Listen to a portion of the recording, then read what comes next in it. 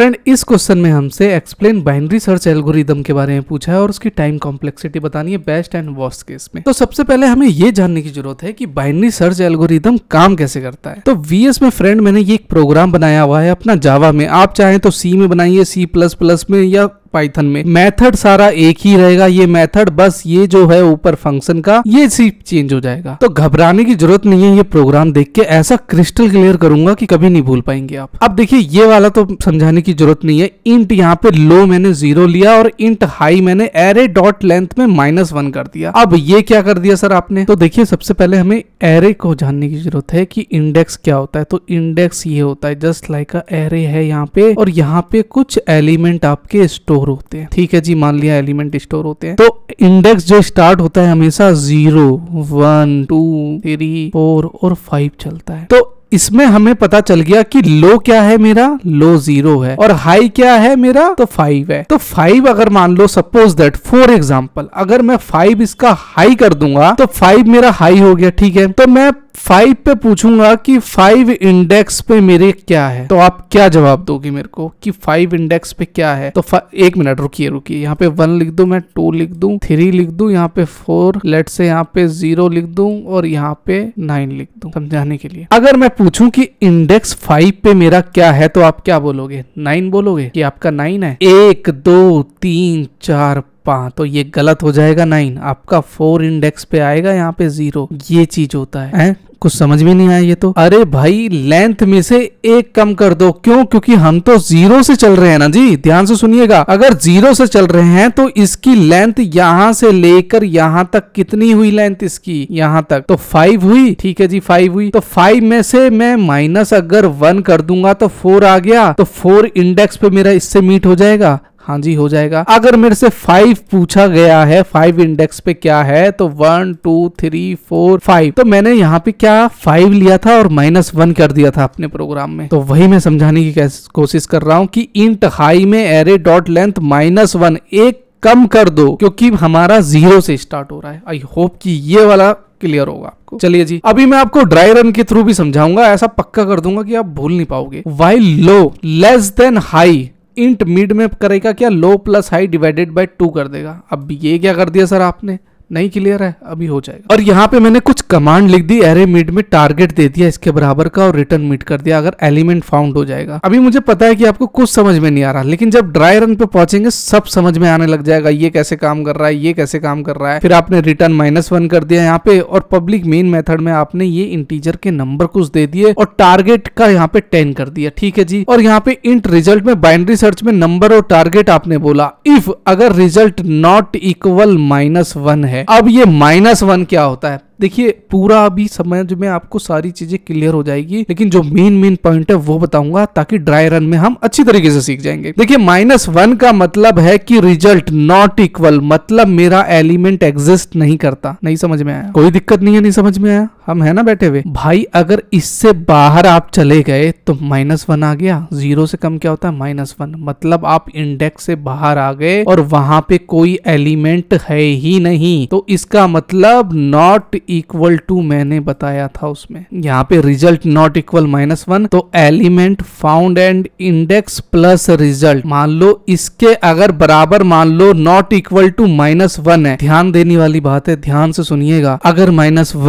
-1 नहीं है element, not equal to, ये दोनों आपस में एक दूसरे को काट देंगे तो रिजल्ट मेरा मतलब है कि एलिमेंट इंडेक्स में है। समझ में आ गया आपको? नहीं तो एलिमेंट नॉट फाउंड। मतलब मैंने इस -1 की सेटिस्फाई को नल दिखाने के लिए, मतलब काटने के लिए मैंने नॉट इक्वल टू का यूज किया है। यहाँ पे ये साइन नॉट इक्वल टू का होता है। तो इसका मतलब अगर ये जो साइन है ये इसको अगर काट देगा तो मेरा रिजल्ट इसका मतलब है, तो यहाँ पे मेरा element found at index plus result show कर देगा। नहीं तो भैया ना एलिमेंट नॉट फाउंड आ गया। तो एक जल्दी से रन करके मैं आपको दिखाऊं तो यहाँ पे देखिए एलिमेंट फाउंड एट इंडेक्स 4 पे आ गया। लेकिन काम कैसे किया सर? ये तो ऊपर से चला गया। अभी देखिए, तो मैंने आपके लिए एक एक्सेल फाइल बनाई हुई है। देखिए पहला हमारा स्टेप काम क्या करेगा, हमने इंट पे कुछ नंबर दिए थे, ये नंबर, हाँ ये नंबर दिए थे, मेन मेथड से ही कॉल होता है, हमेशा याद रखिएगा। ये नंबर दिए थे, ठीक है। टारगेट 10 दे दिया था। अब मैंने ऊपर क्या कहा था कि इनिशियल इनिशियल वैल्यू 0 है, हाँ 0 है, ठीक है। अब मैंने कहा था एरे डॉट लेंथ -1, मतलब हाई जो है मेरा 6 जाएगा बिकॉज एरे की लेंथ जो है 7 है। समझ गए मेरा कहने का मतलब, जो मैं आपको अभी समझा रहा था। हाँ ठीक है जी, ये भी समझ में आ गया कि हाई 7 है क्योंकि बिकॉज एरे की लेंथ मेरी 7 है और 0 से स्टार्ट हो रहा है, इसके लिए उसकी लेंथ 7 हो गई। तो व्हाइल की कंडीशन पहले यहां से सेटिस्फाई होने से पहले इस चीज को देखेगी, int mid low plus high divided by 2 है, तो लो मेरा 0 है और हाई 6 है, तो 3 रिजल्ट आ गया यहाँ पे। हाँ ठीक है, 3 रिजल्ट आ गया यहाँ, तो ठीक है 3 आ गया यहाँ पे। नंबर ऑफ मिड कितना है मेरा 8 है भाई, 8 आ गया ना मिड पे, यहाँ पे 8 आ गया, ठीक है जी। अब 8 यहाँ पे कंडीशन चेक करेगा क्या लेस देन 10 है, target is the right half. Right half में कहा गया, तो राइट, ये राइट हाफ में चला गया, ये 10 यहाँ पे चला गया, तो मिड में +1 1 हो गया, टारगेट के +1 कर दिया यहाँ पे, तो लो मिड 1 + 1, तो मेरा मिड क्या निकल के आया था फ्रेंड यहाँ पे 3। तो ध्यान से सुनिएगा, अपडेट वैल्यू में मिड में 1 ऐड हो गया तो 4 चला गया, तो 4 चला गया, तो हाई 6 है, तो 4 और 6 10 हो गया, डिवाइडेड बाय 2 5 आ गया, तो नंबर ऑफ मिड मेरा कितना रह गया यहाँ पे 12 रह गया। ये फंक्शन देखिए कैसे काम कर रहा है, एक एक करके, एक एक स्टेप वाइज पढ़िए। फिर उसी के बाद सिमिलरली होगा क्या कि 12 ग्रेटर देन 10 है, तो target is the left half. भाई टारगेट आपका क्या है 12 है, जो यहाँ पे 12 ग्रेटर देन 10 है, ठीक है जी। सो अपडेट वैल्यू फिर दोबारा अपडेट होगा, लेकिन ये क्या है आपके टारगेट वैल्यू से अब यहाँ पे कंडीशन ये वाली चलेगी, अगर हाई है तो इक्वल टू मिड -1 कर दो, क्योंकि आपकी टारगेट वैल्यू क्या थी जी, टारगेट वैल्यू से हाई होगी आपकी, तो ठीक है जी, यहाँ पे एक -1 कर दिया, तो लोअर रिमेन्स यहाँ पे मेरा क्या रह गया, यहाँ पे 4 रह गया। अब 4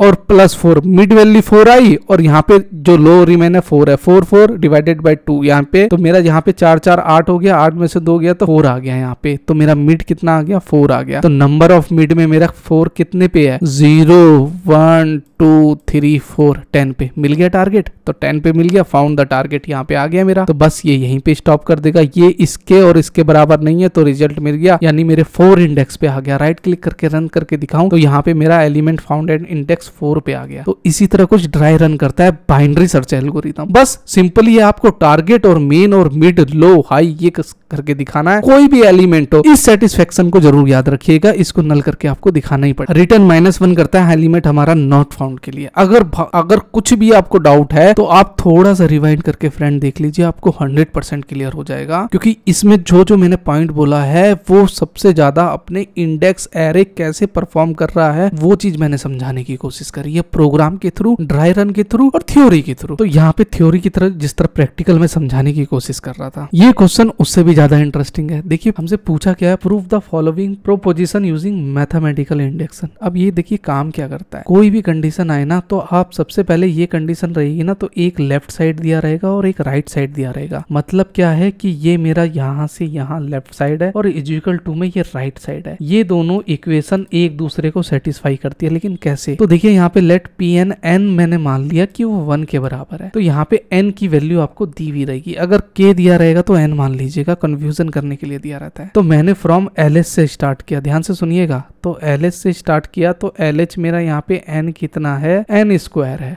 ठीक है, यहाँ पे n है, n मैंने 1 माना था, 1 का स्क्वायर करा तो 1 ही आ। अब मैं RH के थ्रू देखता हूँ, तो n पे जितनी वैल्यू है वहां पे मैं 1 बैठा दिया मैंने। सॉल्यूशन को सॉल्व करते हुए आया तो 6 डिवाइडेड बाय यहाँ पे मेरा 1 आ गया, यानी LH बराबर RH के है। अब इक्वेशन में एक्सप्लेन नहीं करूंगा, इतना तो आप जानते ही होंगे। Now we assume that n बराबर k के है, ठीक है, तो n जहां पे रहेगा वहां पे मैं रिप्लेस k कर दूंगा। तो यहाँ पे मैंने k कर दिया, k का स्क्वायर, ये k वाली मैंने कंडीशन डाल दी यहाँ पे। अब मेरे को जूम करने की जरूरत है, ध्यान से देखिएगा और ध्यान से सुनिएगा और देखिएगा, क्योंकि यहाँ से आपका मेन इंपॉर्टेंट कंसंट्रेट देना बहुत ज्यादा जरूरी है, तभी आप समझ पाएंगे। देखिए now we also prove that n बराबर k+1। देखिए k तो मैंने कर दिया कि हाँ ठीक है, ये k+1 जो है वो ट्रू है इस स्टेटमेंट के लिए, लेकिन now we also prove that n k+1 is also true whenever nk is true as the above condition. मतलब ये कंडीशन जब n बराबर k के में ये इसके बराबर है तो k+1 भी होना चाहिए। हाँ ठीक है जी, तो ये मैंने स्टेटमेंट बता रही, और जहां पे मैंने ये k लिखा था यहाँ पे k² आ गया, यहाँ पे k² है, प्लस k+1 का यहाँ पे मैंने स्क्वायर कर दिया, k+1 का स्क्वायर कर दिया। अब ये क्या कर दिया मैंने, इस वाली कंडीशन से एक कम, तो k+1 मतलब k² से 1+1 कम करके लिखना पड़ता है। ये वाला सबसे इंपॉर्टेंट रोल है, क्योंकि यही बच्चे फंसते हैं। बस k² लिखा, जो भी कंडीशन लिखी है ना, ये वाली स्टेटमेंट पूरी उतार दीजिए k+1 में, ठीक है, और उसके बाद k+1 का उसका होल स्क्वायर कर दीजिए, मतलब +1 का होल स्क्वायर कर दीजिए। ये कंडीशन आपको देनी ही पड़ेगी, ये वाली। और यहाँ पे मैंने जितनी भी है k है तो k+1 कर दिया मैंने यहाँ पे जिस तरह k+1 है तो k+1 और 1 आ गया, और यहाँ पे k+1 है तो यहाँ पे आपकी एक स्टेटमेंट और ऐड होगी फ्रेंड k+1 की। यहाँ पे भाई बाहर एक k है ना यहाँ पे दिया हुआ, तो यहाँ पे एक और ऐड होगा जो लिखा नहीं है मैंने। अब देखिए मैं लेफ्ट साइड से चलूंगा, लेफ्ट साइड से चलूंगा मैं, यहाँ से यहाँ वाली स्टेटमेंट जो है ये वाली, ध्यान से देखिएगा ऊपर वाली ये वाली स्टेटमेंट, मैं क्या इसको ये लिख सकता हूँ? हाँ लिख सकता हूँ। तो यहाँ से यहाँ वाली स्टेटमेंट को मैंने सेम ऐसी ये वाली स्टेटमेंट यहाँ उतार दी, ये वाली स्टेटमेंट मैंने यहाँ उतार दी, और फिर k+1 का होल स्क्वायर रह गया तो ये वाली मैंने प्लस करके ये लिखा दिया। भाई मैंने कहा था कि ये वाली चीज जो है, ये वाली चीज जो है ये इसके बराबर है कहीं ना कहीं, तो मैंने इसको यहाँ लिख दिया और +k1 का स्क्वायर कर दिया। अब इसका जो स्क्वायर करने के बाद ये वाली कंडीशन का, तो ये इससे इंटू हो रहा है, हाँ हो रहा है, तो यहाँ पे 6 + k1 स्क्वायर आ गया और k+1 और 2k+1 हो गया। ठीक है, तो इन दोनों में से मैं एक कॉमन ले लूंगा k+1, तो यहाँ पे जब मैं इसको कॉमन लूंगा तो मेरे पास खाली k बचेगा। वही मैंने इसको कॉमन लिया और यहाँ से मैंने एक उठा लिया, तो मेरे पास यहाँ k बचा, तो यहाँ k बचा, स्क्वायर ब्रैकेट में देखिए k बचा, हाँ k बचा, फिर 2k है, 2k+1 हाँ 6 है, और इसमें से स्क्वायर हट गया तो 1 बचा, तो 1 बच गया, तो ये कंडीशन और डिवाइडेड बाय 6 आ गया। अभी आप इसको भूल जाइए कि मैंने इसे कॉमन लिया है, याद रखिएगा कि मैंने कॉमन लिया हुआ है। ठीक है जी, तो ये कंडीशन 2k+1 मैंने यहाँ लिख दिया।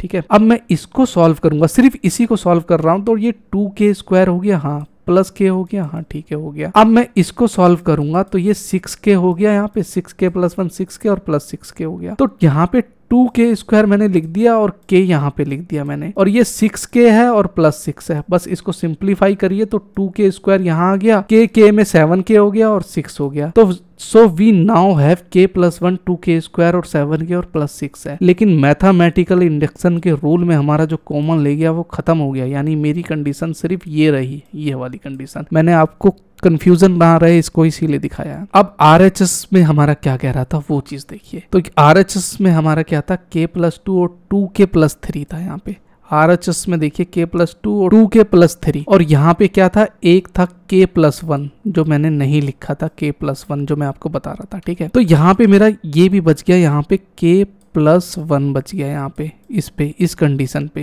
k+1 भी बच गया। हाँ ठीक है जी, तो इसको आपस में ये दोनों कंडीशन कट जाएगी, लेकिन अभी उसमें हम जाएंगे नहीं। मैंने k+2 लिया और 2k और ये लिया, जब मैं k से 2k करूंगा तो 2k स्क्वायर हो जाएगा, हाँ हो जाएगा, और k से 3k करूंगा तो 3k हो जाएगा, हाँ हो जाएगा। ये RHS की बात चल रही है। फिर उसके बाद 2 से 2 को मल्टीप्लाई करूंगा, 2 दूनी 4 यानी 4k हो गया, हाँ हो गया। फिर 2 से 3 को करूंगा तो ये क्या हुआ, 3 दूनी 6 तो 6 हो गया और डिवाइडेड बाय 6, तो 3 और 4 7k हो गया और 2k स्क्वायर यहाँ पे 7k, तो LHS इंटू RHS। आप k+1 लिखिए या ना लिखिए, वैसे लिखे दिखा दीजिएगा तो ज्यादा बेटर है। ये दोनों बराबर कंडीशन हो गई। As the above mathematical indication nk is true when all evers n integers n whenever k+1 is true, hence proved. Next बात कर लें तो define the term algorithm, explain various properties of an algorithm. यहाँ पे सबसे पहले बात आती है एल्गोरिथम की, और यहाँ पे कह रहा है वेरियस प्रॉपर्टीज ऑफ एल्गोरिथम। देखिए जब टर्म एल्गोरिथम आ गया, टर्म का मतलब पहले समझिए, टर्म का मतलब एल्गोरिथम आ गया, तो कहीं ना कहीं पे एक एल्गोरिथम आपका, कहीं ना कहीं आपका एक एल्गोरिथम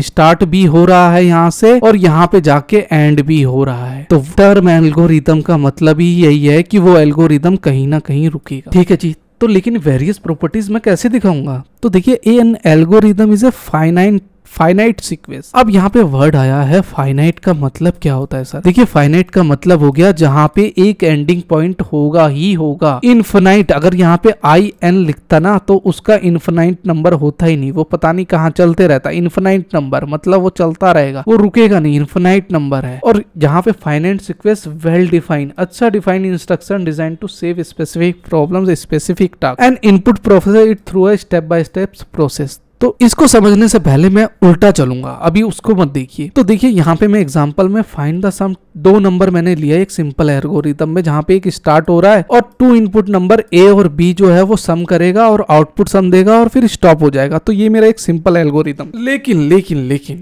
उसने वेरियस स्टेप पूछा था मेरे से, तो आपको पता चल गया कि एक एल्गोरिथम यहाँ से स्टार्ट हुआ, कुछ परफॉर्म किया यहाँ पे और वो जाके स्टॉप हो गया। हाँ जी ठीक है, तो यहाँ पे देखिए फाइनाइट सिस्टम में क्या करता है, must always terminate after a finite number, जो एग्जांपल के थ्रू समझा। Defined each step algorithm must be clarify unambiguously defined, मतलब स्पष्ट रूप से। तो हमने यहाँ पे सैंपल एग्जांपल के थ्रू स्पष्ट रूप से दिखाया ना जी, ए प्लस बी था और उसमें कुछ आउटपुट में सम कुछ ऐड हो गया, तो स्पष्ट रूप से भी दिखा दिया। इनपुट मतलब जीरो इनपुट नहीं, यहाँ पे N algorithm should have zero और मोर इनपुट टोकन स्पेसिफाइड। आउटपुट में भी परफॉर्म करके दिखा, इफेक्टिवनेस है और जनरलिटी है। तो देखिए उल्टा चलने से हमें देखिए अंडरस्टैंड तो हो गया ना, तो वही चीज है, बस यही आपको टर्म एल्गोरिदम बताना है। नेक्स्ट बात कर लेते हैं, right N algorithm multiply two matrices. अब देखिए मैंने इसका वीडियो भी बना रखा है, चैनल पे जाके आपको 2 मैट्रिक्स सर्च करना है और ये वाला सेकंड वाला आप देखेंगे तो ये आपको बहुत ज्यादा डीपली, वैसे ऊपर वाला भी समझाया हुआ है वो भी मैट्रिक्स का, और ये मल्टीप्लिकेशन कैसे काम करता है वो भी आपको पता लग जाएगा। और साथ ही साथ हमें से टाइम कॉम्प्लेक्सिटी एल्गोरिदम भी बताना है। देखिए सिंपल वे में बताऊं तो स्टार्ट लिखिए और इनिशियल हम करते हैं MP और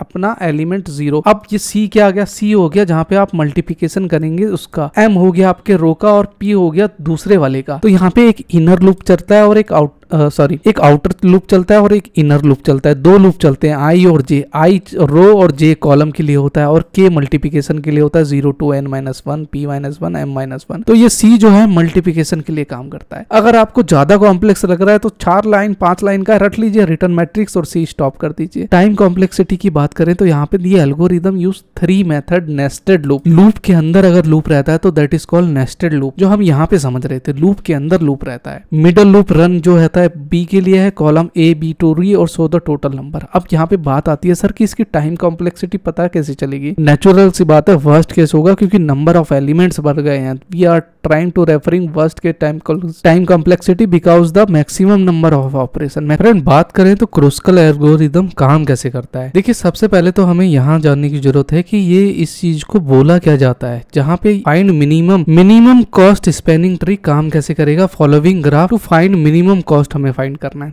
तो देखिए सिंपल है, एकदम बहुत ही इजी है, मतलब 8 नंबर आपको फ्री के मिल जाएंगे। देखिए ये जो है A B C ये वर्टिसेस होते हैं, तो जितने भी आपके वर्टिसेस होंगे उतने ही वर्टिसेस आप यहाँ उतार दीजिए और नंबर ऑफ एज जो होंगे उसमें कम होंगे। तो मतलब यहाँ पे 6 हैं तो 6 यहाँ पे भी आ गए। और एज कितने हैं, ये जो लाइन जा रही है ना friend, that is called edge. ठीक है जी, तो 1 2 3 4 5 एज हो गए। तो मतलब एक वर्टिसेस से यानी n-1 होता है यहाँ पे। तो हमारे वर्टिसेस कितना है, तो 6 - 1 यानी आपके 5 एज होंगे। तो एज कितना है, 1 2 3 4 5। अब जल्दी से समझाऊं तो सर आपने ये बना तो दिया, लेकिन हम कैसे बनाएंगे अगर मान लो कुछ कॉम्प्लेक्स तरीके से आ जाए। फॉर एग्जाम्पल ये तो मैंने बना दिया। आप जब भी मिनिमम स्पैनिंग ट्री स्टार्ट करना तो वेटेड देखना, इस पे जो ये एज पे यहाँ पे ऊपर नंबर दिए रहते हैं दैट इज कॉल्ड वेटेड। तो जो सबसे कम वेटेड होगा ना उसको उठाइएगा। ठीक है जी, उठा लिया। तो सबसे पहले आप करिए क्या, यहाँ पे A लिखिए। फॉर एग्जाम्पल ये मैंने बना दिया, लेकिन अब मैं दूसरे पैटर्न से आपको समझाने की कोशिश कर रहा हूँ। A लिख लिया, ये फ्री हैंड है इसीलिए